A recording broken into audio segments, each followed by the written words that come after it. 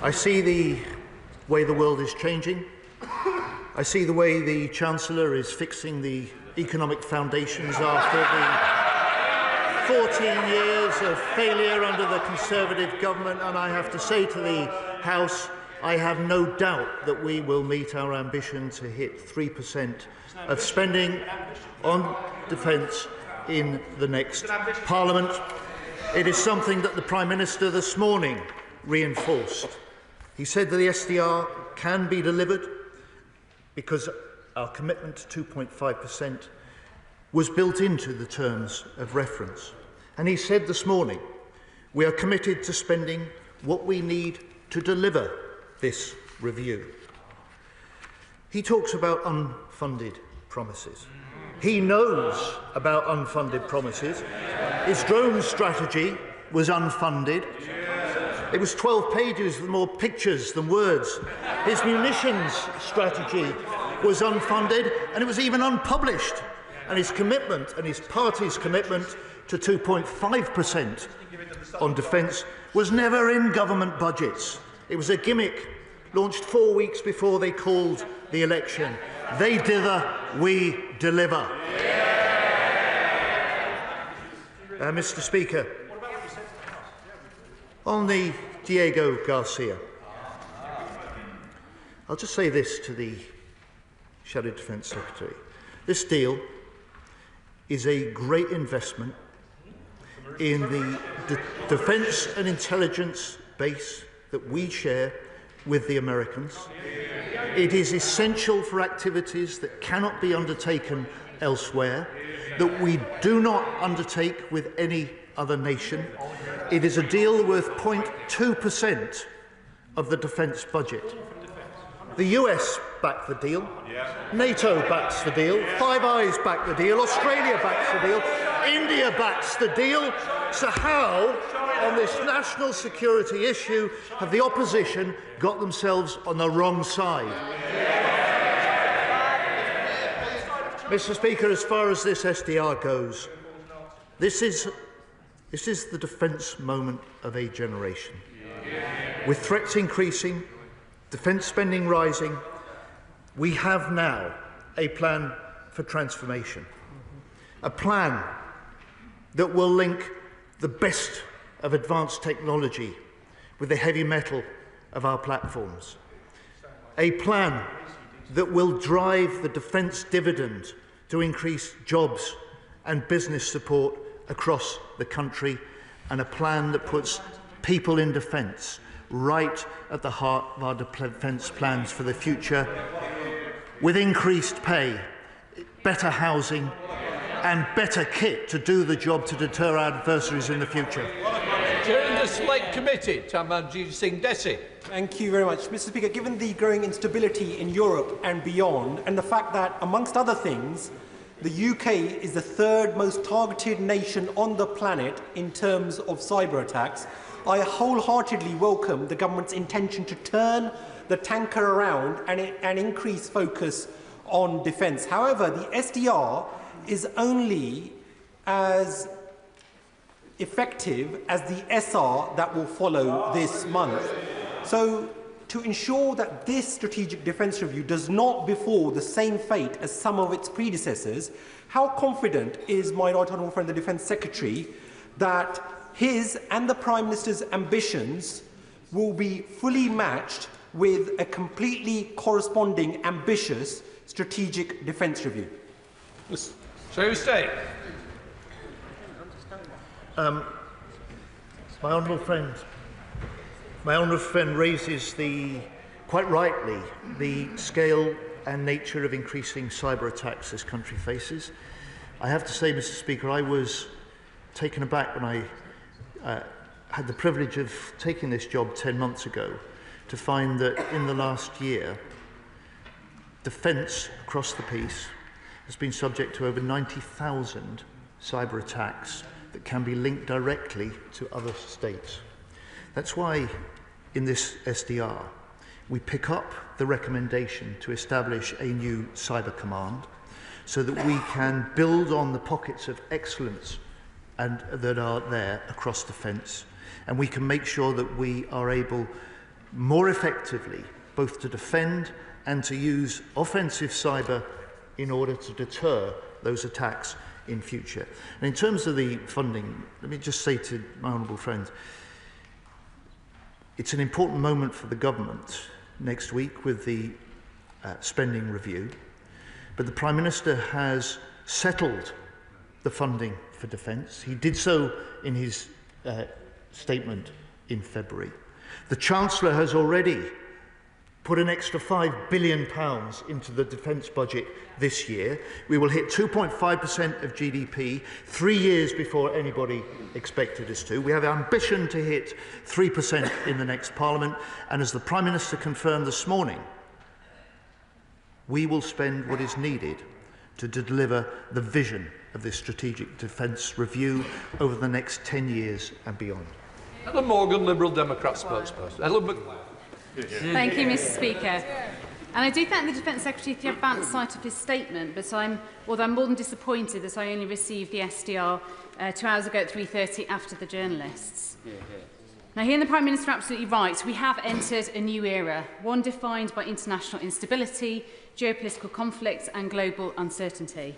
Perhaps not since the end of the Cold War have we faced such a myriad of threats to our defence. A barbaric Russian imperialism under Putin threatening Ukraine's freedom and NATO security. A Trumpian White House defined by its total indifference and even antagonism towards the defence of Europe. And the rising threat posed by China, as well as regional pariah states like Iran and North Korea. Taken together, these threats pose a once-in-a-generation risk to our country's defence. Meeting generational risks will require making generational commitments. So I welcome the Government's readiness to accept all the recommendations outlined in today's Strategic Defence Review. It is frankly staggering, however, that we still do not have a clear answer to the vital question: where is the money coming from to fund these ambitions? It's a shopping list without the money to pay for it. Exactly, well said. The Government has flip-flopped on whether we can expect defence spending to rise to 3% of GDP, the figure on which the proposals of the SDR are premised. Putting the cart before the horse on funding the nation's defence sends entirely the wrong message to Putin and our other adversaries. So will the Minister commit today to holding cross-party talks on how to reach 3%? Yeah. While I welcome the announcement of new funding for military housing and urgent repairs, fixing our recruitment crisis and doing right by our service personnel requires more than sticking plasters. Will the Government legislate to require all military homes to be brought under the Decent Home Standard? It's also desperately disappointing that despite having had 11 months to consider how to stem the decline of soldiers from the army, the Government appears to have sat on its hands. The shameful decline in troop numbers has only continued on its watch. If the Government is serious about delivering for Britain's defence, does the Minister agree with me that reversing the utterly reckless troop cuts overseen by the Conservatives must begin now? Mr. Speaker, I welcome what she's had to say on Ukraine.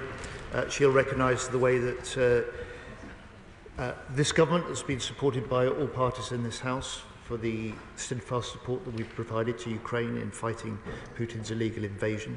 She will also recognise that since July, when this government was elected, we've stepped up still further that support for Ukraine.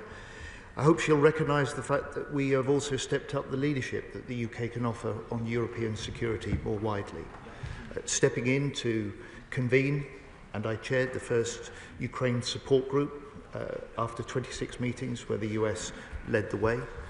That alongside the French, we are convening the 30-odd nations looking at planning for securing a long-term peace in Ukraine if a ceasefire can be secured.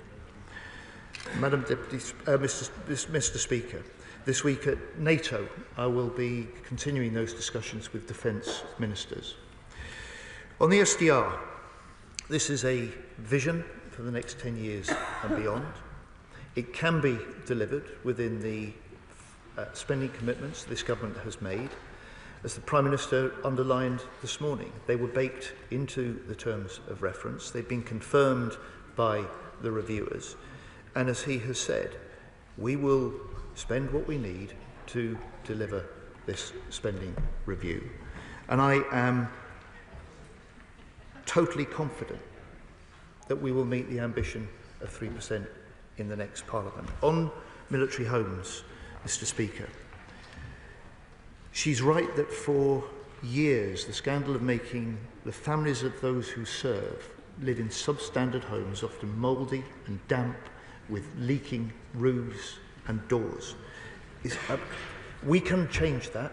We have acted to start to do that. For the first time this year, we have now bought back and we control 36,000 family military homes. For the first time, last month, we have set out a consumer charter with the basics of what people have to expect from the MOD as their landlord. And we have confirmed as well now an extra £1.5 billion over this Parliament that we will use to deal with the worst of military family homes, and we will be able to start also being able to develop long-term, building the homes we need both for our forces and more widely in the country, and use the huge asset for this country that MOD land offers. Dame Meg Hillier, Chair of the Treasury Committee. Mr. Speaker, may I just use this moment to pay tribute to Lord Etherton, who died recently and whose review into the misjustice to LGBTQ+ veterans was enormous. I really welcome this review from the Secretary of State. I've been around long enough to see the words review, defence and strategic or modern or whatever in many, and as the Right Honourable Gentleman highlighted, the nadir was reached on the Right Honourable Member for Stone, Great Wyllie and Penkridge in a report that had more pictures than text. But this report will only live if all members of this House agree that this is long-term, because as the Right Honourable Gentleman knows, it's the chopping and changing, stopping and starting of programmes that can cause often real problems for our men and women on the ground. Will the Secretary of State, does he agree with me, and what's he doing to try and make sure that we embed this for the long term? Secretary of State. Mr. Speaker, I welcome my Right Honourable friend's welcome for this SDR. I welcome her recognition that this is a strategic defence review. I welcome her recognition also that this recognises the threats that we face and maps out the framework within which we have to make the investment decisions in order to deliver that, in order to make our forces stronger and, of course, British people safer. Mr. Speaker, I will work with members of all parties across this House whenever this question of national security and the safety of our people is at stake.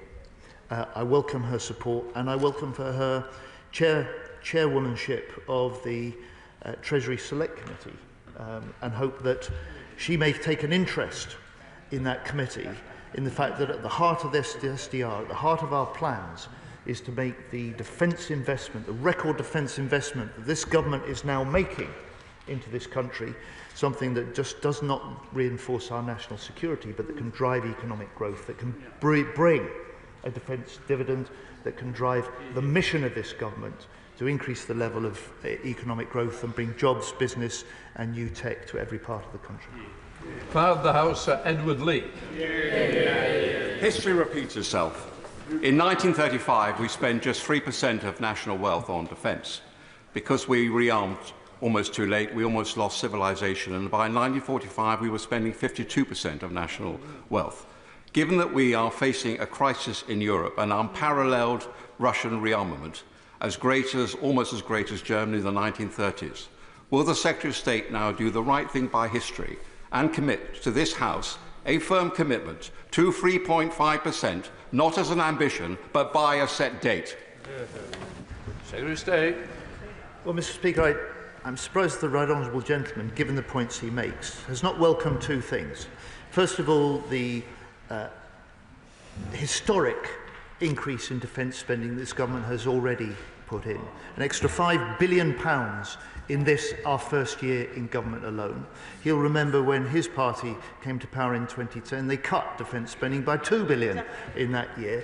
But also the commitment and plan to increase spending to 2.5%, 2 years, in 2 years' time, and to 3% in the next Parliament, an ambition that I'm confident we'll hit. Can I say to him this? If we are going to meet the challenges of the SDR, if we're going to meet the challenges of reinforcing our industrial base and our armed forces as he urges, he's right also to say that we can't do this alone. We don't do this alone. We're one of 32 nations in NATO. And so the second thing I'm surprised he won't welcome is the fact we now have agreed a security and defence partnership agreement with the European Union that is the first step potentially to allowing us to work with other European nations in the European Union and use some of the financing that may be available in Europe to do exactly as he urges us to. Mr. Speaker, I'm sure the whole House will be under no doubt of just how proud we are in Barrow-in-Furness to be building the submarines that keep our nation safe. The commitment to expanding this country's submarine programme with up to 12 SSN AUKUS boats to be built in our shipyard is the start of the next chapter in that illustrious career. Does my right honourable friend agree with me that defence spending under this Labour government means investment in British companies, in local supply chains and in the very fabric of our communities? Secretary of State. I will indeed, Madam Deputy Speaker. My honourable friend is right. She's a strong champion for Barrow and for its shipyard. She will know that the investment programme that we have confirmed is about increasing the ability to produce more submarines more rapidly and to reach the point where we can look to design, build and launch a new submarine, a new attack submarine every 18 months. That will allow us to respond to the threats that we anticipate in 10, 20 years' time. It will allow us to meet our NATO commitments.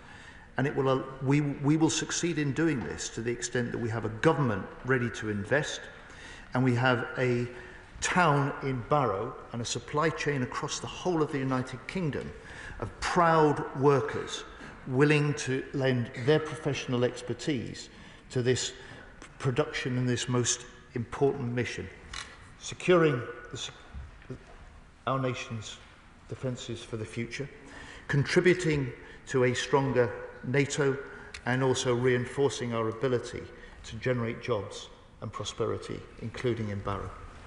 Lincoln Job. Thank you. Thank you, Madam Deputy Speaker. And I thank the Secretary of State for his statement. When I worked on these in the Ministry of Defence, all defence reviews had up arrows and down arrows. And from what I've read in the brief time that we've had the defence review, it does seem a lot of up arrows. There's only one that I can really find, which is not extending dreadnoughts out of service date beyond 2050. Does the Secretary of State want to roll the pitch a bit and just indicate where capabilities might be de-emphasised or indeed lost? Secretary of State. Madam Deputy Speaker, this is a strategic defence review that sets out a vision and a framework for decisions over the next 10 years and beyond. It could only be delivered because of the increase in defence spending, the historic increase, the largest increase in defence spending this government has made since the end of the Cold War. That is the basis on which we'll make the decisions. That's the basis on which we will deliver the SDR's recommendations. Alex Baker. Deputy Speaker. It's a proud day for us in the home of the British Army to see Labour investing more in defence. Certainly more than we saw under 14 years of the Tory government. It's clear to me that we need more innovative financing solutions to support the new defence technologies set out in the SDR, such as the technologies being developed at Cody Business Park in Farnborough, which I visited this morning.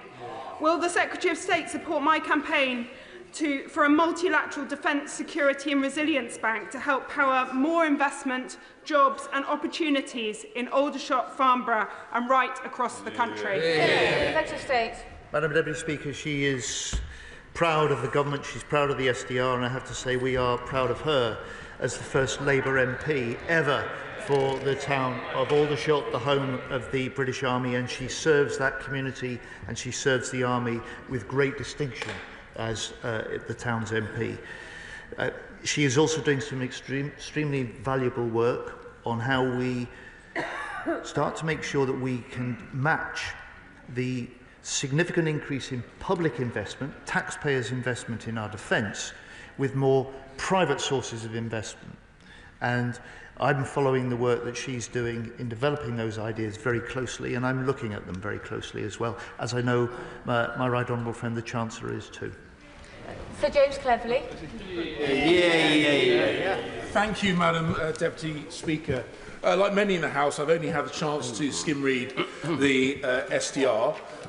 Fundamentally, it seems to be heading in the right direction. But why so timid? Why so slow? If, as the Right Honourable Gentleman says, we are facing an era-defining moment, then why not move with the pace that that era demands? Why not commit to 3% in a meaningful timescale to give industry and the forces some serious opportunity to plan and make this a document that is worth its name, rather than just a let's see how little we can get away with to keep the papers happy? Madam Deputy Speaker, I reject that characterisation completely. I'm glad he recognises this is the SDR going in the right direction. It certainly is. He will therefore recognise it is a complete break from what the government that he was a leading member of less than a year ago was presiding over. 14 years of hollowing out and underfunding our armed forces, and ended now. A defence with no vision for the future, that's ended now. A plan to make sure that we can bring the very best of innovative technology to reinforce the strength of our armed forces and the traditional hardware we've got, that ends now. The SDR will deliver that vision. We will deliver it. Calvin Bailey. Thank you, Madam Deputy Speaker. This SDR underpins the reason why I left the Royal Air Force: to be part of a government that takes its commitment to defence and security seriously, and which brings about the end of hollowing out of our armed forces that took place under the last government. The measures taken within this SDR reverse fundamental and damaging delays that the previous government took within our defence programmes, supports our personnel and provides a clear and credible path to meeting the challenges presented to us by Russia.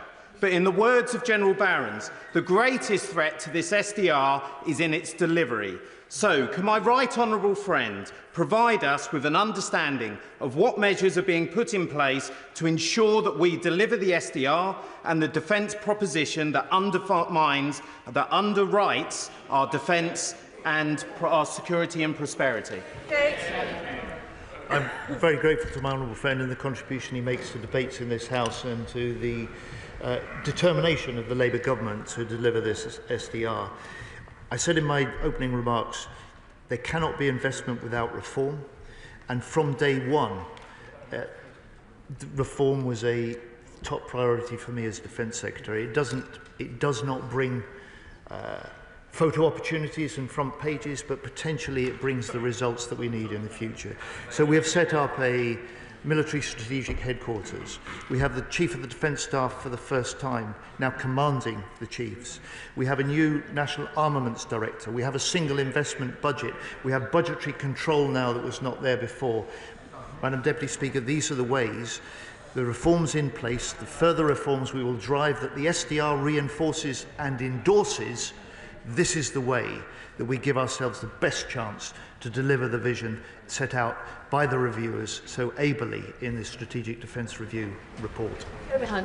Madam Deputy Speaker, what is the difference between the Chancellor's black hole and the Defence Secretary accepting 62 recommendations from the SDR without committing the funds to pay for them? Because the Prime Minister and the Government have committed the funds.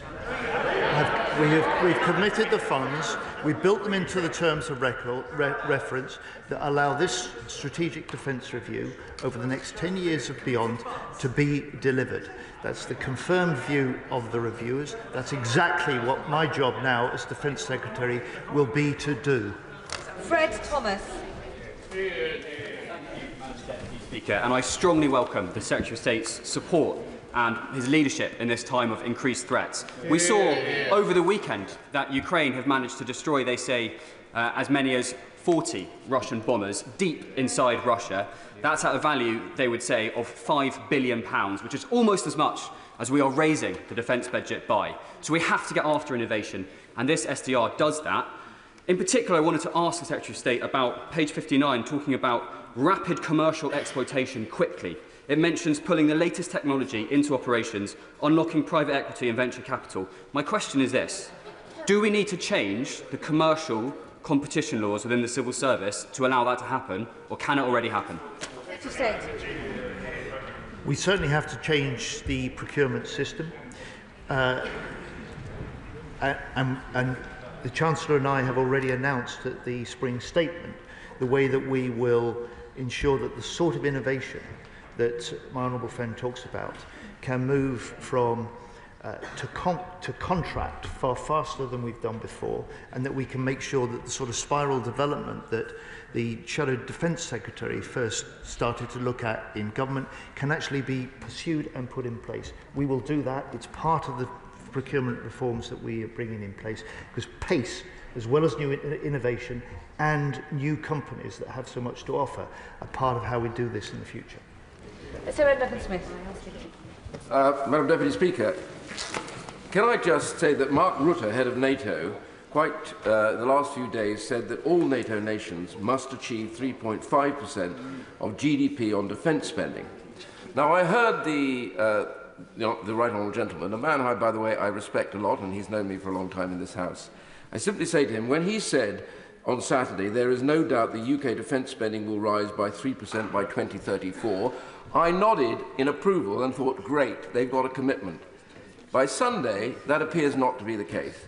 Can I say to him, nobody here wants this strategic defence review to succeed more than I do, having sat in here and never agreed with the idea of the peace dividend from start to finish. Russia, China, North Korea and Iran are all seen as threats inside this. So will he now, please, get to the dispatch box, as the character that he is, and say, to achieve this, we will need at least 3%, if not more, and this government will be committed to spending it. Secretary of State. I'd say to the right honourable gentleman, look, don't take it from me at the dispatch box this afternoon, take it from the Prime Minister when he said, we will spend what is needed to deliver this review. He's made that commitment in the House. He's made that commitment today. It is the vision of this strategic defence review that becomes now the mission of this government to deliver. In room. Thank you, Madam Deputy Speaker. Much of the new hardware pledged today won't be delivered for some years and won't be effective without the personnel to operate it. So I ask the Secretary of State, what more will the government do today, right now, not in 2034, to ensure our armed forces are recruiting those service personnel that these long-term plans will rely on? Secretary of State. Well, Madam Deputy Speaker, the honourable gentleman is right. In many ways, defence is a special case. Many of the decisions we need to take now in order to secure the future of future generations, in order to develop and secure the capabilities we will need in order to do that in 10, 20 and 30 years' time. And he's also right that it's the people that are at the heart of this. In terms of recruiting into the armed forces, he'll recognise the 14 years of failure and the recruitment and retention crisis that we were left with last summer. He will know that I've removed over 100 of the rules that prevented some people from applying to join the forces. He will know that I've introduced a direct entry for those with cyber talent to join and contribute to our defences. And he will recognise also that we are looking to retain those who are valuable to us, paying better, looking to upgrade the housing, and where needed, special retention payments to deal with it. This is going to take time. We're closing the gap, but I'm determined that we will reverse that long-term decline. And for the first time, this is a government that wants to increase, not see a further cut in the size of our army. Emma Lewell. This review is welcome. Where the last government hollowed out our armed forces, we are rebuilding. Russia's Northern Fleet and China's Polar Silk Road ambitions have seen both countries focus and cooperate in the High North. As the framework nation for the JEF, the UK has limited surface fleet capable of operating in the polar ice. Can my right honourable friend confirm if the new hybrid navy will see this capability scaled up? Secretary of State. Madam Deputy Speaker, I can, and I can also say to my honourable friend, she plays an important part in debates in this House, including on the Defence Select Committee. She recognises that, as we can see from Ukraine, and as we can see from Ukraine, it is the nations that are able to bring together the innovation, the rapid innovation in new technology, with the hardware of established weaponry and platforms that will have the combat edge in the future. I'm determined that Britain will be at the leading edge of innovation in NATO, that our forces will be better equipped in the future, and that we will reform and rebuild our British industry to be able to equip them for exactly that. John Glenn. Thank you, Madam Deputy Speaker. I very much welcome the aspirations of this strategic defence review. And I welcome the statement on page 7 where it says we will develop a new defence investment plan. But as the Secretary of State knows, through all the budgets and fiscal events that he sat through, he cannot give this House a categorical assurance over future spending commitments. So I would ask him that he makes clear to this House what decisions he is prepared to make with respect to the existing commitments such that he can secure that additional funding at subsequent spending reviews and budgets. And I do hope that when he does come clean completely to this House, he will make clear that there will be considerable ongoing investment at DSTL at Porton Down, because they do an enormous amount to secure the future understanding of future technologies in the defence arena. Secretary of State. Madam Deputy Speaker, the delivery of the SDR vision can only be done because of the commitment to increase defence spending this government has made. The Defence Investment Plan is a new investment framework, a new investment programme, developed in the context and defined by this SDR vision. The work on that new investment plan will be completed and published in the autumn. Chianwara. Thank you, Madam Deputy Speaker. And there's much in this strategic defence review which will be of interest to my committee, but I welcome the report, and in particular the recognition that science, innovation and technology are both an opportunity as well as a threat.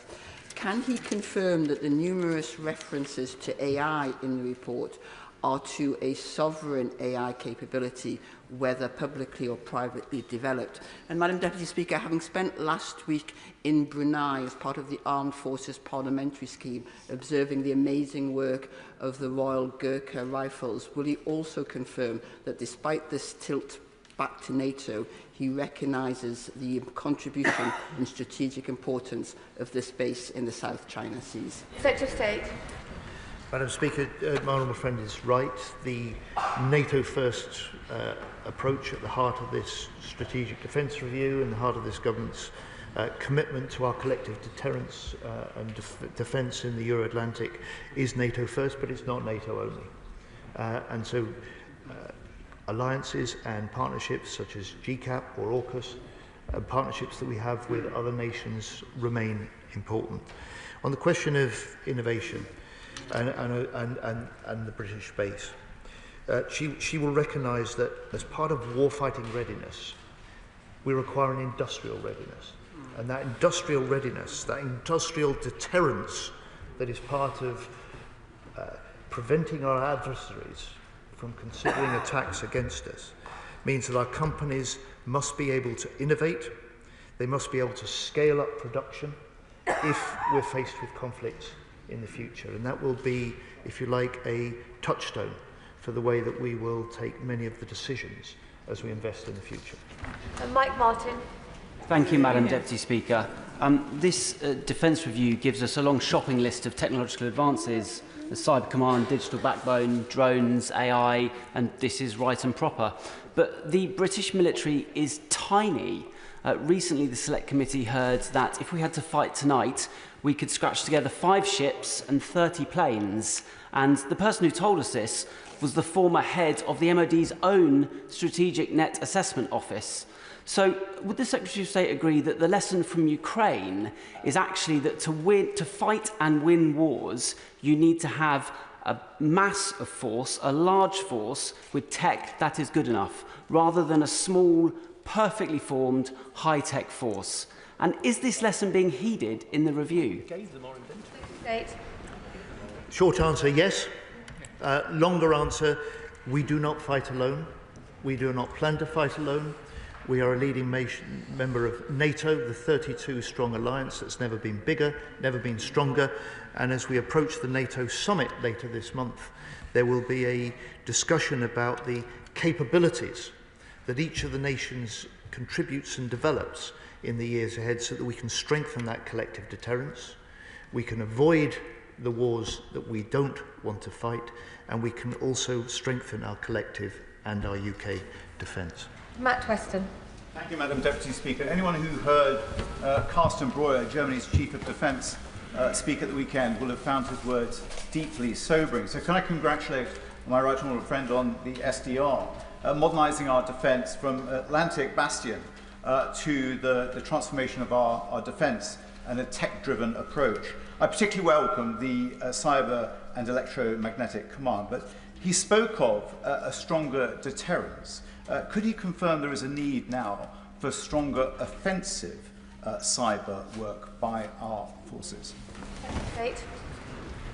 Indeed, my honourable friend is right. He'll be aware of the National Cyber Force that we are developing further. He will be aware that I have confirmed, and the SDR recommends, the establishment of a cyber and electromagnetic command that will be in place, and that will do exactly as he suggests. It will reinforce our capacity, it will reinforce our expertise, it will reinforce our ability both to do defensive and offensive cyber as part of the deterrence and the defence that we need of this country. Alex Shelbrook. Thank you very much, Madam Deputy Speaker. I welcome the Defence Review. It does set a direction, there's much in it, but I would like to just say something to the Secretary of State, which I don't agree with, on page 68, paragraph 20, about Defence should only run training and education itself when it cannot be obtained externally at suitable cost. Because I think tying in with page 105 and point 4, where it says it reconsiders its training estate need, the Navy should ensure this capacity by design. I worry that that would mean the closing of Dartmouth. And the reason I link those two statements together, I'm sure the Secretary of State has visited Annapolis in the United States, Royal Naval Officer Training.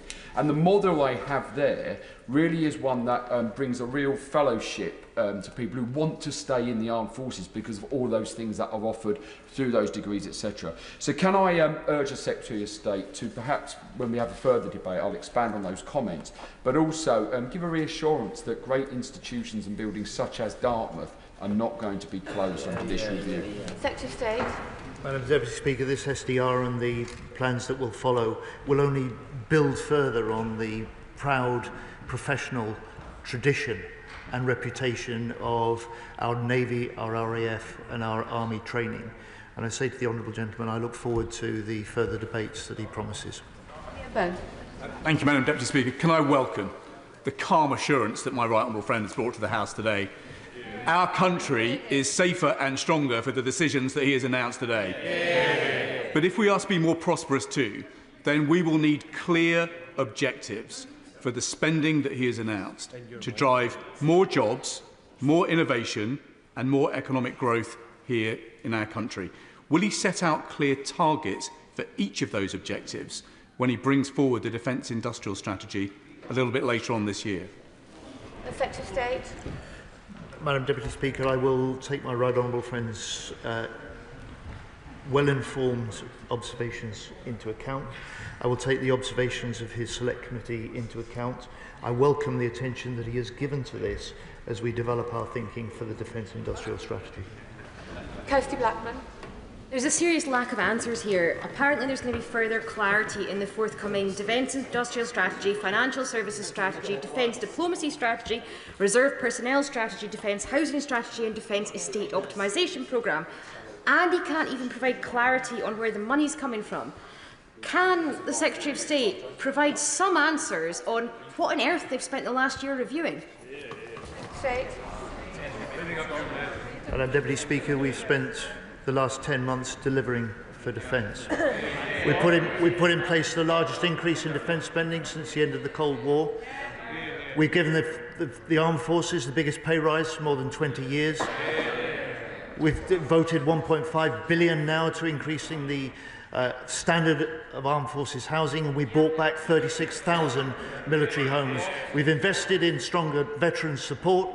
Madam Deputy Speaker, we've also struck the most deep defence agreement, the Trinity House Agreement with Germany. Madam Deputy Speaker, we're delivering for defence. This is a government that will do more, and the SDR gives us the vision and direction to do that. Debbie Abrahams. And I welcome the SDR and also in particular the reference to the increase in investment in the Defence Medical Services. But given that 70% of veterans have a clinical mental health condition, can my right honourable friend explain the interface that this will have with the NHS mental health services and how that will be managed? Secretary of State. Yeah, my honourable friend makes a really important point. Just as the NHS contributes to our armed forces, members of our armed forces are often working full-time within our NHS. It's a synergy that few understand and few appreciate. It's a strength that we need to build on, and I will be working with my right honourable friend, the Health Secretary, jointly in the coming months to advance the recommendations and the vision for reinforcing the readiness and the strength of our armed medical services. Stuart Anderson. Thank you, Madam Deputy Speaker. I do welcome the NATO first strategy in the SDR and that we are looking to lead within NATO. So last week I was in Dayton, Ohio on the NATO Parliamentary Assembly where the Secretary General of NATO, Mark Rutte, said 3% will not be a credible solution to defence. He's going to set this out in the NATO summit, and that 3.5% was required to be credible, with 1.5% on defence-related funding that is going to be set out this month. Will the Defence Secretary, if this is what NATO say is a credible commitment, commit to 3.5%? Secretary of State. Madam Deputy Speaker, those are discussions for the NATO summit later this month. We go into that NATO summit having made a record commitment to invest and increase defence spending to a level in 2 years' time that we've not seen in this country since 2010, and an aim in the next Parliament to get to 3%. That NATO summit will be a discussion just about as much as how we spend and how well we spend and the capabilities that we can contribute to NATO, as it will be about the spending commitments that are made. And I just say to the honourable gentleman and to this House, we make an extraordinary contribution as a nation to NATO. We will step that up through pursuing the SDR vision, and of course at the heart of it is something we contribute that no other nation does. In full, we commit our UK nuclear deterrent to NATO, not just as the ultimate guarantor of our own national security, but to the security of our NATO allies. John Slinger. Thank you, Madam Deputy Speaker. Under the last government, only 2 out of 49 major defence projects were being delivered on time and on budget. Does the Minister agree with me that this government is getting to grips with the financial mismanagement and failed procurement system we inherited? And given that the extra defence spending has come from the aid budget, does my right honourable friend agree it's even more important that additional money delivers frontline capabilities and jobs and isn't lost into the system or to the bottom line? Secretary of State. Madam Deputy Speaker, it's always important that public money is well spent and that we can demonstrate good value for money and value. We have some way to go still on reform of defence, but the steps that we've taken already, the action that we plan in the future, will help us ensure that we can get better value for the British taxpayer and we can get better value for the British forces. Alistair Carmichael. Speaker. The review describes responsibility for space policy in government as being fragmented. So their proposal for a reinvigorated Cabinet subcommittee to set the strategic approach to space, I think, is one to be welcomed. And this is something which will clearly have significant implications for the development of a vertical launch satellite facility at Saxiford Spaceport in Shetland. But will the Secretary of State ensure that hardwired into that subcommittee there is a process of engagement for the operators at Saxiford and the communities that host them, so that both might be empowered to deliver on this most important strategic objective for the country as a whole? At the heart of the SDR's insight and recommendations is a new relationship between government and industry, one that we've already started to put in place, one that allows industry and potentially investors to see that the challenges that we face and contribute their ideas and their innovation to solving those.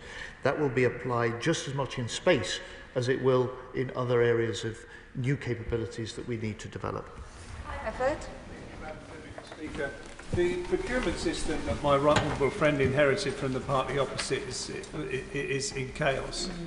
Only 2 major defence projects delivered out of 49 on time. So I wonder if my right honourable friend can say what he's doing to get to grips with that situation, because new technology needs to be delivered on time, otherwise it risks being outdated by the time it's put into use.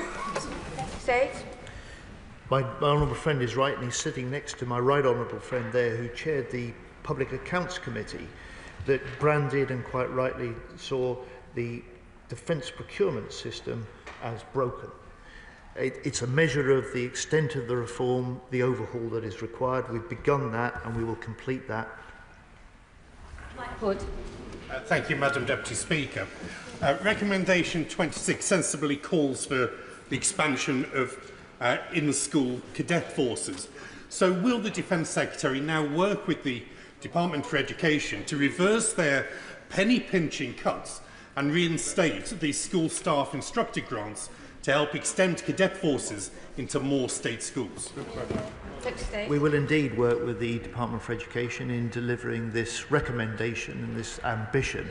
Quite rightly, the SDR review have set out, which is to increase the number of cadets by 30% by 2030. It offers a unique opportunity for many young people, skills, experience that makes a transformation to their lives and their prospects.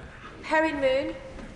Whereas, Madam Deputy Speaker, this is unquestionably an important moment, a significant review, so I find it incredible, astonishing in fact, that once again, for this important statement, Reform members have gone AWOL. They clearly don't give a damn about the defence of our country. On page 35 of the review, there is an overview of the dependencies and threats and includes critical minerals such as lithium. Does the Secretary of State agree with me that the most effective way to reduce dependency on such critical minerals from the likes of China is to invest heavily and urgently in domestically produced and processed critical minerals like tin, lithium and tungsten in Cornwall? Secretary of State.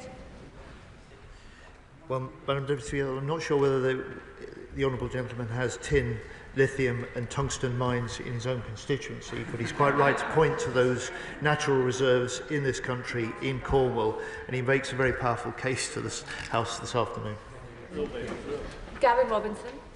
Madam Deputy Speaker, the Secretary of State will know that my party and the people we are privileged to represent from Northern Ireland are hugely supportive of our armed forces, and he should know that as a region we disproportionately provide more personnel than any other part of our country to those armed forces.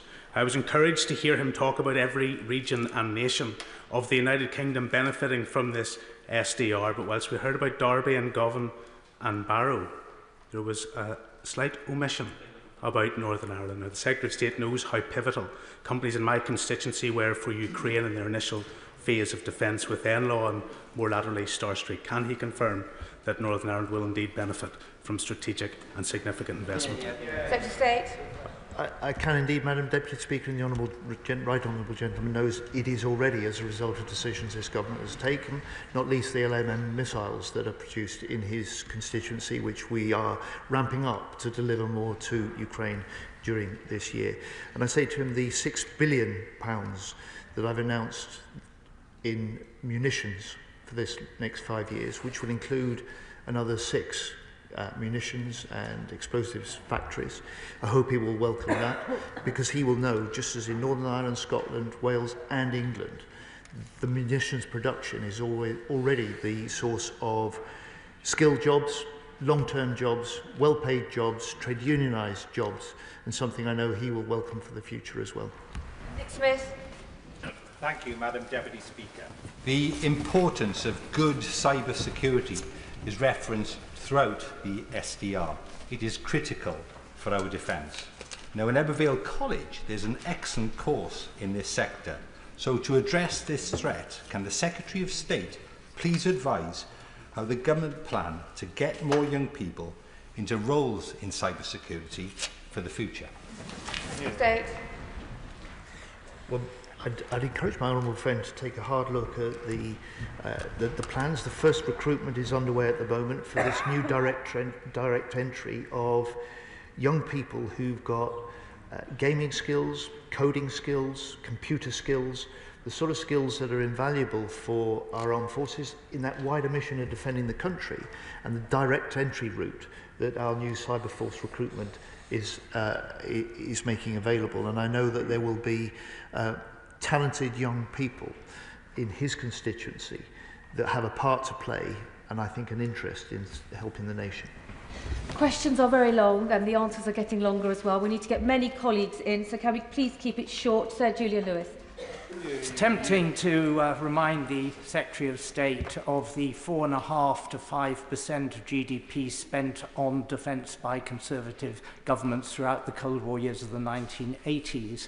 But instead, may I ask him whether he would, like me, endorse what Admiral Lord West wrote in the national press last week, when he stated that the Chagos deal was a disgraceful decision, and as a former Chief of Defence Intelligence, he did not accept that the move is, quote, absolutely vital for our defence and intelligence, as the Prime Minister claims. He is a former Labour Security Minister and their current House of Lords representative on the Intelligence and Security Committee, so he knows what he's talking about, doesn't he?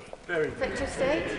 On the contrary, Madam Deputy Speaker, this deal is essential to safeguard the operational sovereignty for the UK of the base on Diego Garcia, to allow us to protect within the 20 nautical mile radius of that base the ability to safeguard that for the future. It's essential to our and American intelligence and defence operations.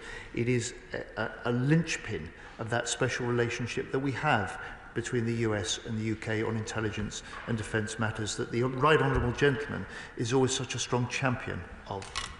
Zara Sultana. Thank you, Madam Deputy Speaker. Well, the government pledges to raise defence spending to 3% of GDP, funneling hundreds of billions in public money to arms companies and their shareholders, and continuing to arm Israel's genocide in Gaza. It is at the same time slashing disability benefits, keeping millions of children in poverty through the two-child benefit cap, and cutting winter fuel support for pensioners. How does the government justify finding billions for war while claiming there's nothing for the poor? Secretary of State. Madam Deputy Speaker, the first duty of any government is to defend the country and keep it safe and safe. We invest in defence in order to deter and prevent the war that brings such extreme human and economic costs. And I just ask my honourable friend to consider this. If we can't defend the country, where will we be with an NHS without power? With submarine cables that mean data doesn't work. Strong national security is fundamental to a stable economy, a strong society, and I hope my right honourable friend will recognise this is imperative and important for the country, that we pursue the vision in the SDR. Wendy Chambers. Madam Deputy Speaker, it was right that the Secretary of State recognised the military communities that serve across the UK, and it's also right that we recognise the communities that support them. The Strategic Defence Review recommendations that the Government has accepted will have a direct impact on communities across the UK. So can I ask the Secretary of State, when will we know, so that communities such as Lookers in my own constituency of North East Fife are aware of the implications of the Defence Review, and so that we are thinking of things such as education, transport, health and other infrastructure too? State. Well, from today, Madam Deputy Speaker, the Armed Forces communities, including in hers, in her constituency, will be able to read the report for themselves. They will be able to draw the implications for them and their families for themselves. Julie Binns. Madam Deputy Speaker, I'm proud that my constituency of Carlisle and North Cumbria is home to Europe's only electronic tactics facility, and I'm proud that it's this government that has set out steps in this SDR to strengthen our electromagnetic and cyber defences. Could the Secretary of State say a little bit more about why those elements of our defence are so critical? Madam Deputy Speaker, the facility of my honourable friend's constituency plays a really essential role in our national security. I welcome her support for this, and she'll recognise that the decision to set up a cyber and electromagnetic command is part of what the SDR does, drawing lessons from what we can see about the way that the nature of warfare is changing week by week in Ukraine. Thank you, Madam Deputy Speaker. The document says this will allow us to grow our nuclear-powered attack submarine fleet to up to 12. And isn't the truth, and let's speak the truth, that this is the ask to the Treasury? The spending review has yet to decide what the defence programme will actually be. I hear what he says when he says, with his full force and sincerity, that, quotes, we will fund this spending review, this defence review. But how is he going to achieve that without very much more significant cuts in other budgets, because this government and no government can afford to spend much more and borrow much more, if anything at all.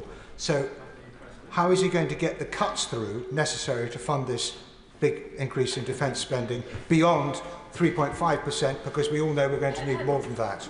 State. He asked me about the attack subs. This is an investment that we're making now in the production capacity so that we can build at a faster rate. We can have a double production line in Barrow. That will allow us to build new subs to meet the number of subs we'll need in the future to deter the threats that we will face, meet our NATO commitments, and I'm glad that he welcomes it. Joanna Baxter. Madam Deputy Speaker, I want to congratulate my right honourable friend for his statement, because this is a significant investment in the security of our nation. I was thrilled to see the Prime Minister announce up to 12 new attack submarines, boosting growth in Scotland and the UK, keeping the UK safe for years to come.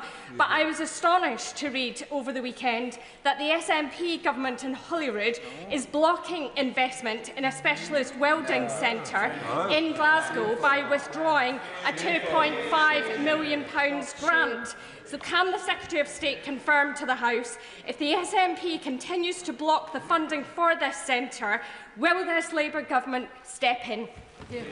Secretary of State. I was astonished to learn over the weekend that the SNP government is withholding a £2.5 million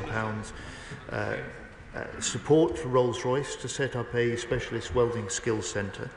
This is essential, not for munitions, as the SNP government says, but for the across the board, the sort of pipeline in the shipyards that bring such wealth and jobs to Scotland.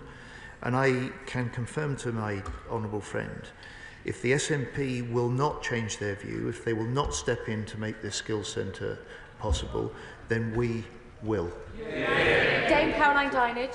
Thank you very much, Madam Deputy Speaker. Constituents in Gosport will be keen for him to clarify 2 points, please. This line, page 105, reconsidering training estate needs, will concern many. Could he confirm that the outstanding training establishments at HMS Sultan and HMS Collingwood, which employ so many, will not be under threat? And secondly, when will the promised funds for accommodation come through? Because the previous government spent £400 million on upgrading that. It was beginning to filter through, but now there are 69 units of service family accommodation in Gosport which are empty because they are deemed not fit for human habitation, and it's getting worse under his watch.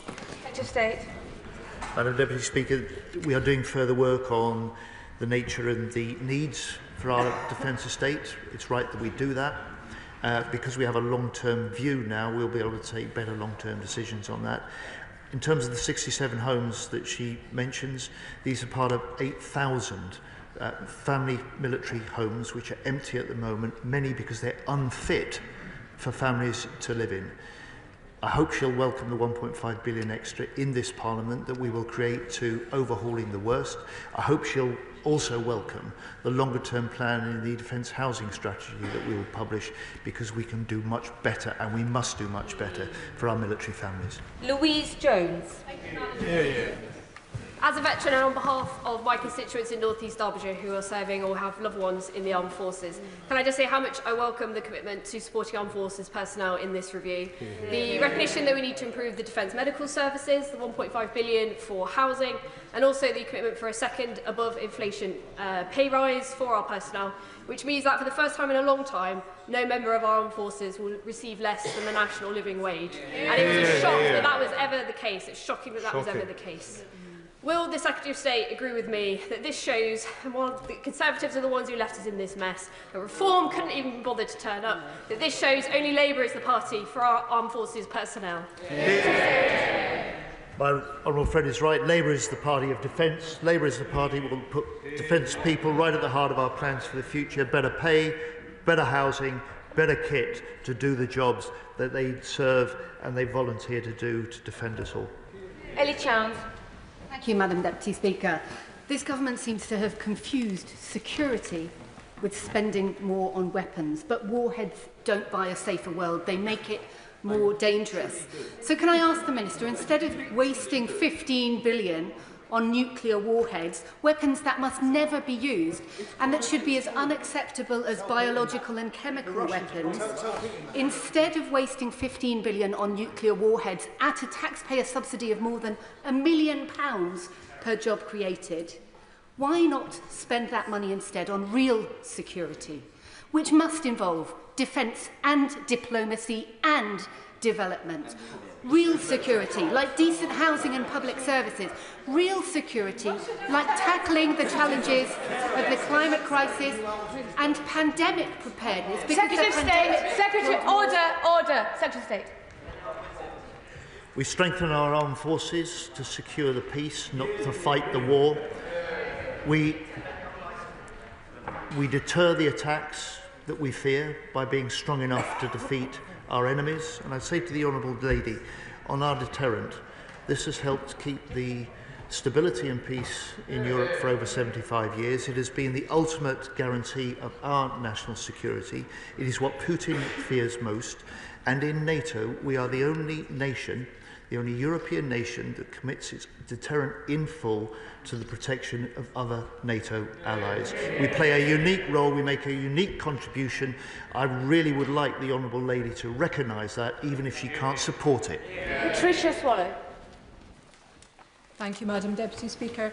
I was pleased to read in the SDR about the importance of building on the 2024 Joint Declaration on the Norwegian-UK Strategic Partnership, a partnership that recognises the autonomy of both countries, but the strength that comes from working together.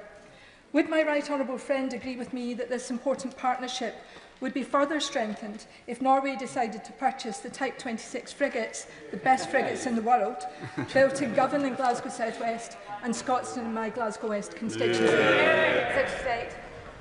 Indeed, Madam Deputy Speaker, the best frigates in the world, and I have been working hard to persuade the Norwegians that Joining the UK with our Type 26 frigates is about reinforcing the deep partnership that we already have in two nations alongside the US, protecting the North Atlantic and the High North from Russian aggression. This statement's been going on for well over an hour. We'll have to conclude in the next 20 minutes. The questions will have to be short, as will the answers. So Geoffrey Clifton-Brown. Thank you, Madam Deputy Speaker. The Secretary of State has set out an ambitious defence review this afternoon. Will he, as soon as possible after the spending review next week, set out in a defence investment plan in some detail so that the PAC can examine whether the funds match the equipment that he's talked about today, so that this ambitious plan can be delivered and is affordable? Secretary of State. Well, as Chair of the PAC, he knows the problem with the previous government's defence equipment plan. I said in my statement the work will be completed and published on a new defence investment plan in the autumn. Graham Downey. Thank you very much, Madam Deputy Speaker, and can I thank the Secretary of State for his statement today. The review puts shipbuilding firmly at the future defence of the UK, particularly in the High North, something I've raised in this House many times, and looking towards a Royal Navy which is powerful, cheaper and simpler. The workforce at the dockyards in Rosyth and my constituency are ideally placed to deliver this, and just last week we saw the rollout of HMS Venturer, the first Type 31 frigate for the Royal Navy. Can I ask the Secretary of State to confirm that he is committed to shipbuilding in Scotland, including in my constituency, in contrast the SNP who just this week turned down the opportunity to bring new skills to that sector in Scotland? Secretary of State. Madam Deputy Speaker, we are totally committed to shipbuilding in Scotland, and I pay tribute to the workers in his constituency in Rosyth for their pride, their professionalism and sense of purpose and the contribution they make to our national security. Callum Miller. Madam Deputy Speaker, the service personnel and their families of Bicester Garrison in my constituency are victims of the scandal of military family housing to which the Secretary of State referred. The investments highlighted today are therefore welcome, but to reassure my constituents, can the Secretary of State commit that military housing will reach the decent home standard? Can he give the date by which the Defence Housing Strategy will be published? And can he confirm that he's accepted the recommendation in the SDR that all proceeds from housing developments on MOD land will be reinvested in military housing? Secretary of State. The Honourable Gentleman is right to raise this long-run scandal. I'm sure will recognise that we can't turn this round overnight. I hope he'll also recognise the steps we've already taken this year, the 36,000 military homes brought back into public control, the plans we're putting in place for the future. It will allow us to put an end, finally, in this Parliament to the scandal that we've seen of military families forced to live in such substandard accommodation. Olivia Bailey.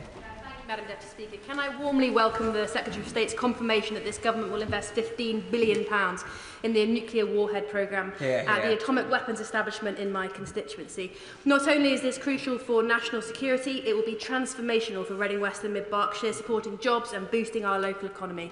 Will the Secretary of State set out in greater detail the plans for this investment and the expected benefits to my constituents? And will he come with me to Aldermaston, Burfield or Brimpton to meet with some of the brilliant staff who work there? Secretary of State.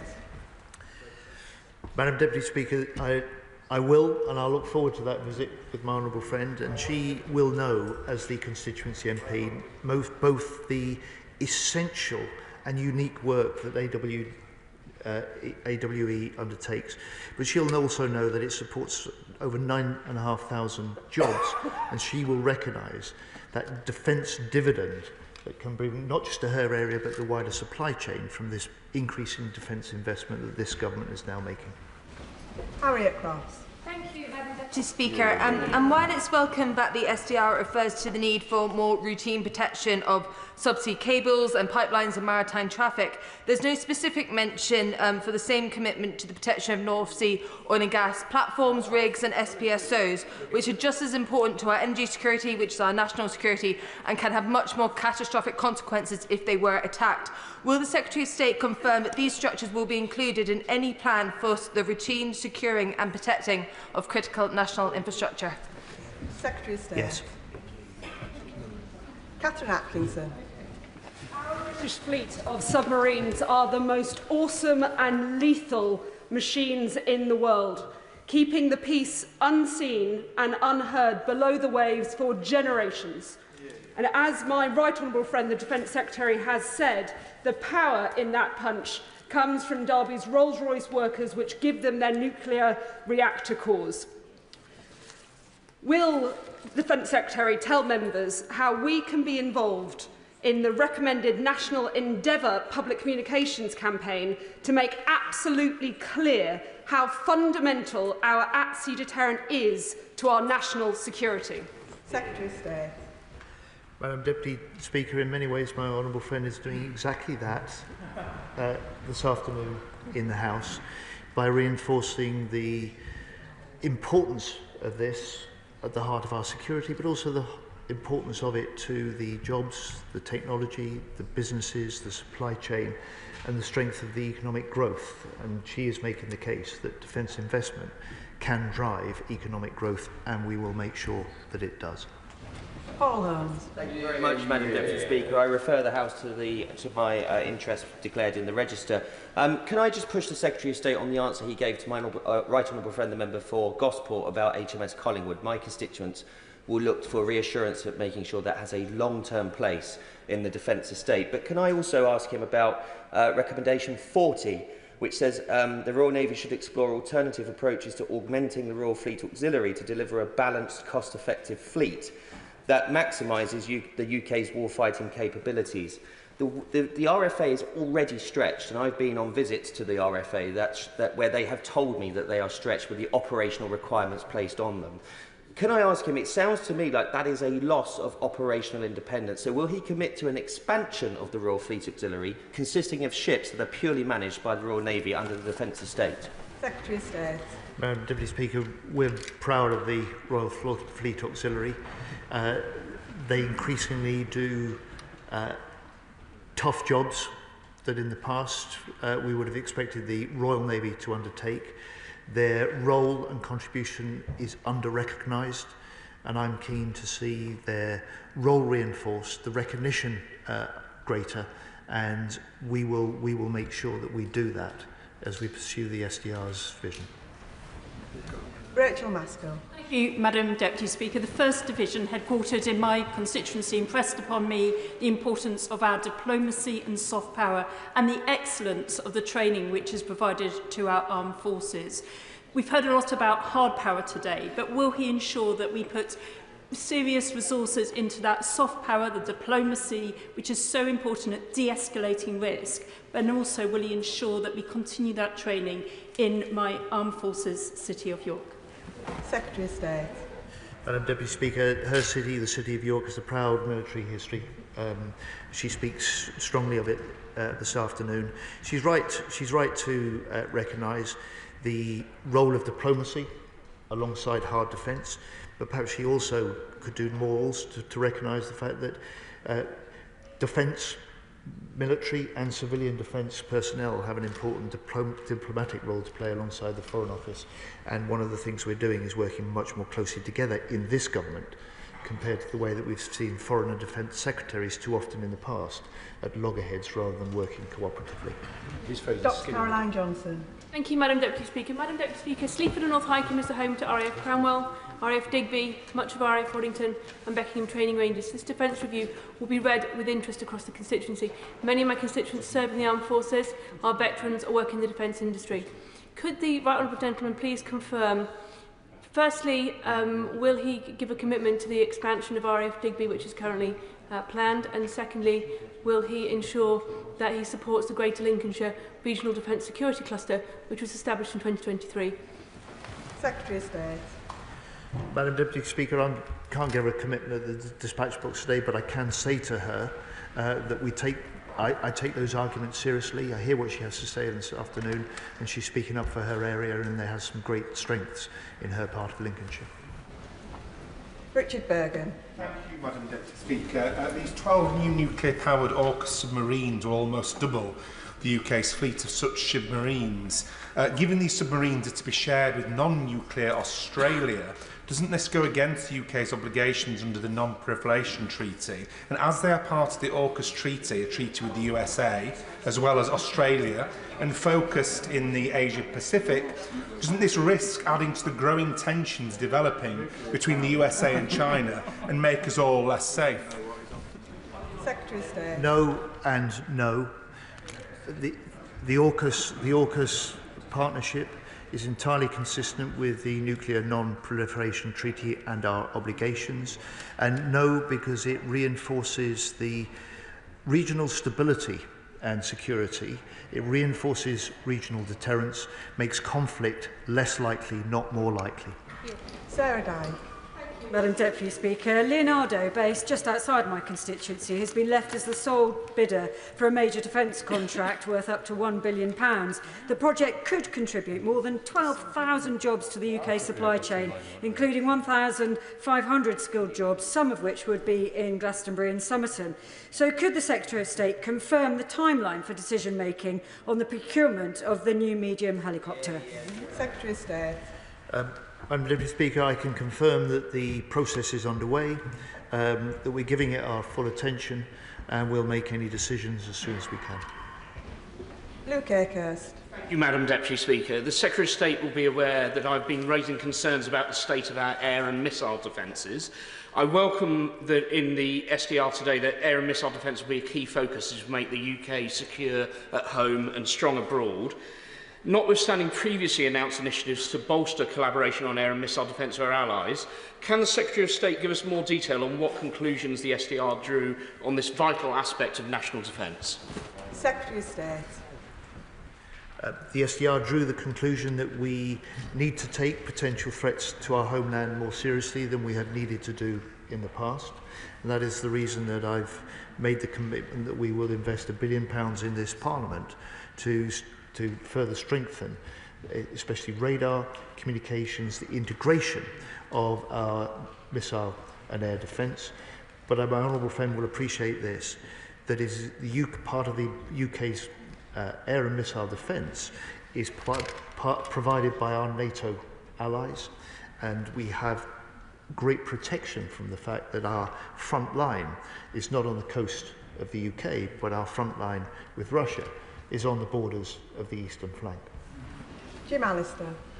Strapline on the front cover of the review says, "Making Britain safer."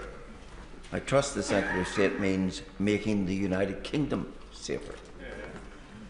At page 87 it says this: "The connection between the UK armed forces and wider society is the long-standing and necessary foundation for the defence of the country." In light of that, will this review reverse the rundown in armed forces personnel in Northern Ireland, where today, according to answers in this House, there are 5 Royal Navy and Marine personnel stationed? Of all the services, all 3 together, there are only 1,305 personnel, yet we supply to those services a huge number of personnel. Will this review reverse that rundown and make sure that every part of this United Kingdom shares in the provision of the armed forces services? Secretary of State. The honourable gentleman knows well the scale and the depth of the recruitment retention crisis. He knows very well that over the last 14 years we've seen consistent cuts in the strength of our full-time forces. This is the first government for a generation that wants to see an increase in the size of the full-time British Army, and that's what we will work to deliver. Gordon McKee. Thank you very much, Madam Deputy Speaker. I was pleased to join the Secretary of State this morning in Glasgow, where we met some of the workers building the Type 26 frigate. And as my honourable friend, the member for Glasgow West, has already said, the Norwegian government is considering placing an order for the frigate. So can I ask the Secretary of State to do everything he can to encourage our Norwegian friends to order the frigate? Secretary of State. I am, and I will. Danny Kruger. Thank you, Madam Speaker. The Defence Secretary has just thrown into doubt the future of the new medium helicopter. I'm very concerned to hear that that programme clearly may not go ahead. Can he just tell the House whether he plans to reduce the number of RAF Chinooks, which, as he knows, are very important both to our special forces and to our army. Are there any plans to reduce numbers of Chinooks? Secretary of State. But, Madam Deputy Speaker, I would encourage the honourable gentleman not to read what he has into my remarks. I was simply stating the facts as they are, that there is a process underway that has got to conclude, and that's simply what I said to his honourable friend there. Madam Deputy Speaker, this review is not about cuts. It's the first review since the end of the Cold War, which has not been taken in the context of cuts, but in the context of a decade of rising defence expenditure. It's about enhancing what we have for the future. It's about building out, not hollowing out. And I hope he'll take that as the signature for the Strategic Defence Review that we've published this afternoon. Kevin Bonavia. Thank you, Madam Deputy Speaker. It was really good to see the Secretary of State come to Stevenage recently at MBDA, where they were refitting Storm Shadow missiles for Ukraine. So I very much welcome what the SDR has to say about a partnership with industry to create an engine for growth for our defence sector and our wider economy. But those tools need to have effective personnel. Last week, I was in Poland with the Armed Forces Parliamentary Scheme visiting our RAF personnel, and I heard them say to us, look, we cannot speak for ourselves. We need you to champion us. What can my right honourable friends say today to champion our armed forces? Secretary of State. I hope my honourable friend, first of all, will pass on my appreciation for the workers in his constituency at MBDA. They are exemplars of high-skilled, high-committed, highly productive workforce that contributes so much to the defence of this country. I hope he will be able to say to them that the publication of this Strategic Defence Review, a first of its kind, that challenges us to think afresh, that recognises the threats that we face, that learns the lessons from Ukraine, and makes sure that in the future we can strengthen our armed forces and keep the British people safer.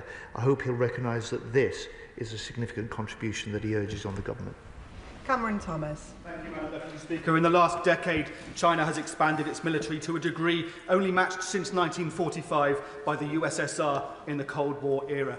In the last decade, the previous government did not read the signs coming from Russia. This government must read the signs coming from China. Ukraine does not have 5 years. Taiwan does not have 5 years. I invite the government again, bring us to the table and let's find 3% now. Secretary of State. Madam Deputy Speaker, we've increased defence spending this year by £5 billion. We will reach 2.5% in the year after next. We aim for 3% in the next Parliament. This is a record increase in defence spending. It's not been matched at any time since the end of the Cold War. The honourable gentleman could do more to recognise that basic fact. Scott Arthur. Thank you, Madam Deputy Speaker. And I thank the Secretary of State for his statement and his leadership. In Edinburgh South West, I have Bedford Barracks, Dreghorn Barracks and also RAF Kirknewton. So I do want to focus my comments through the lens of our service personnel. Recommendation 17 rightly links retention to accommodation, and in particular the number of moves that staff often have to make throughout their service. This can be a particular issue where children are involved and both parents are serving. So when developing his policy in this area, can the Secretary of State commit to working with groups like Forces Children Scotland to make sure the voice of children, service children, are heard in this debate? Thank you. Secretary of State.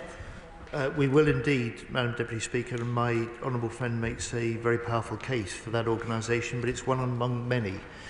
We're involving the voices of forces families in our defence housing strategy. We'll do the same in other areas which will help us put defence forces families and forces personnel at the very heart of our defence plans. Ben Obsojecti. Deputy Speaker, with reference to Recommendation 46, the US's 2025 Marine Aviation Plan published earlier this year outlined that the US Marine Corps, by far the biggest user of F-35B, has changed their programme of record, reducing orders for F-35B by 73 aircraft in favour of F-35C. The upshot of this is that the unit price of each B aircraft is about to increase by tens of millions, and we haven't yet committed to a second tranche. So what assessment has been made of the current queue for F-35A, despite the decline in its fully mission-capable rate with the US Air Force? And following on from my many written questions, what assessment has been made of converting our remaining B orders to the F-35C and modifying our carriers to Qatar, which would also extend their range and therefore increase their survivability in a near-peer conflict? Oh, very good. Secretary of State. Madam Deputy Speaker, the SDR, as the Honourable Gentleman says, recommends commencing discussions with the US and NATO on enhancing the UK participation in NATO's nuclear mission. We have accepted this recommendation, as we have with the other 61 recommendations in this review.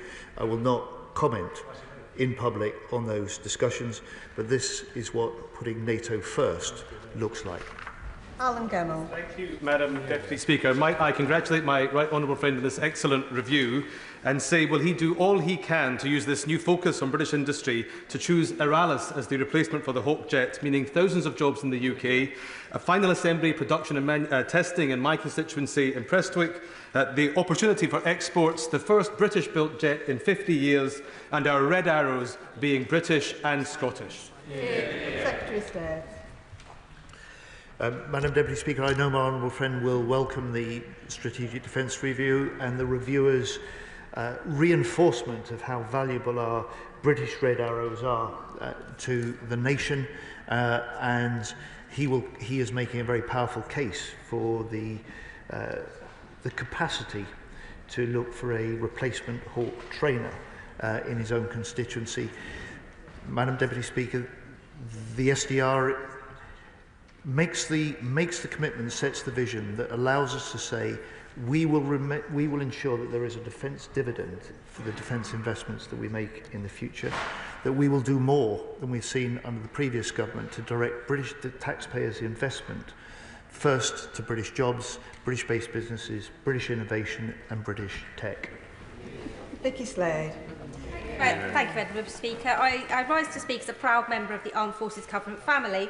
My husband Paul's a naval veteran and my daughter's a reservist. And I'm really pleased to see the whole society approach in Chapter 6 of the Defence Review. But what actions are being taken to make a career of service in the Armed Forces more attractive to young people and address the specific issues raised by those who are leaving the service, in particular how the nation fails to treat them as the heroes that they are? Secretary of State. The Honourable Lady makes a very powerful case, and I pay tribute to the members of her family that make their own contribution to service in that way. I would just encourage her to do more of this, to speak up, to explain, to help us close that gap that has been growing in recent years between the wide range of people in society that have no personal and family connection any longer to the forces. We need them to understand, we need them to recognise, we need them to pay tribute to the service and the sacrifice that those who do serve and put on the uniform provide for us all. Sean Davies. Thank you, Madam Deputy Speaker. Last month I had the honour of visiting RBSL in my constituency at Telford, who along with many defence companies and organisations are so proud of the effort they help do to help Britain defend itself here and around the world. The SDR provides certainty to industry, but I think we do need to go further, ensuring every government agency and body, every government department, from skills, infrastructure, planning and availability of land, gets behind the ethos of the SDR. Will he agree with me that in order to do that, the creation of growth cluster zones, allowing certainty for local communities, will assist in that mission? Secretary of State. Madam Deputy Speaker, my honourable friend is a powerful voice and a powerful advocate for that approach. He's been a powerful advocate for Telford. He will welcome, as I know he will, that the additional UK investment under this government means that we will now have a new gun barrel factory in his constituency. It will bring the new jobs. It will bring the new prosperity. It is part of defence investment driving economic growth in the future in this country. Jeremy Corbyn. Thank you, Madam Deputy Speaker. The world is in the midst of an arms race. Last year, according to the Stockholm Institute, $2.7 trillion was spent on arms, a 9% increase on the previous year. He's proposing a very substantial increase in defence expenditure by this country. What I find sad and disappointing is in the review there is no analysis, there's no documentation, there's no process of how we reduce tensions around the world, bring an end to the existing conflicts and enhance and empower the world's institutions like the United Nations to avoid conflict in the future so we can deal with the real issues of insecurity, of poverty, hunger, which forces so many people to become refugees around the world. Surely there is a way that we could be doing things that brings about a more peaceful world rather than just pouring more and more money into weapons. Secretary of State. I understand the right honourable gentleman's argument and his point of view.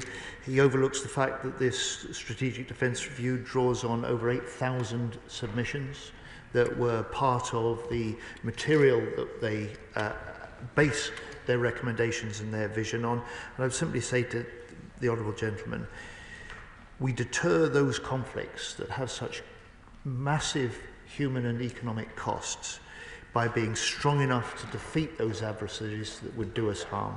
That's why NATO has been the most successful defence alliance in history over the last 35 years. That's why we will step up and play a more leading role in NATO for the future.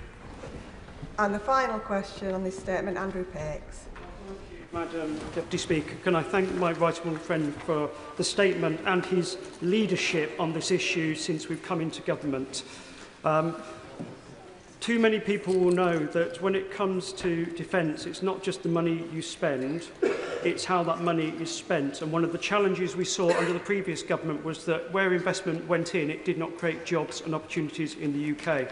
Before I entered this House, I had the great privilege to serve many of our defence manufacturing workforce as Deputy General Secretary of the Prospect Trade Union. So alongside our armed service personnel, can I thank those defence workers we have in this country? And can I ask the Secretary of State, can he tell us that it isn't just the kit we buy, it is the jobs and opportunities and apprenticeships we create that will mark the success of this really important review? My honourable friend hits to the very heart of this strategic defence review.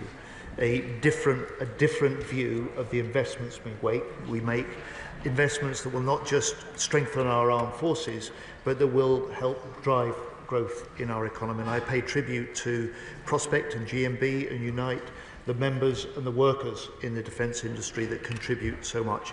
And Madam Deputy Speaker, if I may, can I apologise to honourable members on both sides of the House that despite nearly 2 hours at the dispatch box, we haven't got through everybody's questions, and if there are points that any member wants to raise with me, please do so directly and I will provide them with answers. That concludes the statement. Point of order, James Cartledge. Thank you, Madam Deputy Speaker. And I just want to add to what I said earlier in my point of order and to seek your guidance, because I just reiterate how incredibly disappointing it is if you're the Shadow Secretary of State for Defence, on the day of the SDR you don't get to read it before you have to stand up and respond to the government. But the key point I want to make is this. I said earlier that we knew of one major defence company that had received a copy of the document at 8 a.m. this morning.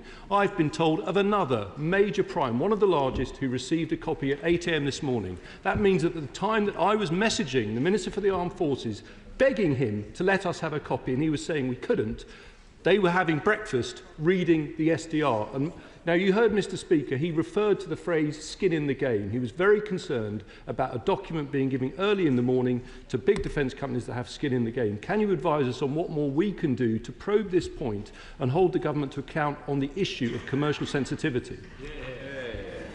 I thank the honourable gentleman for notice of that point of order. The House will be aware of the importance Mr Speaker and indeed all occupants of this chair place on statements being made to the House first and adequate notice being given. He has put his point on record. We now move to the presentation of Bill. Ben Maguire.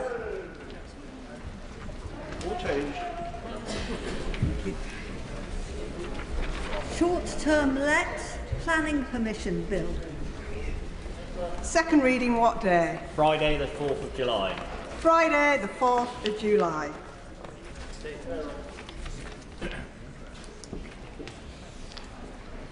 The clerk will now proceed to read the orders of the day. Bus services number 2 bill, Lords. Second reading. Now, Minister to move second reading. Secretary of State Heidi Alexander. Madam Deputy Speaker, I beg to move that this bill now be read a second time. I would like to start by thanking my friend, the Minister of State for Rail, for being an excellent advocate and custodian of this bill as it made its way through the other place. As someone who started his career on London's world-famous red buses, there could have been no better person in the country than the noble Lord Hendy to have kick-started this government's bus reform journey. I'm proud to call him my friend, and I'm grateful every day for his wise counsel, frank advice and good humour.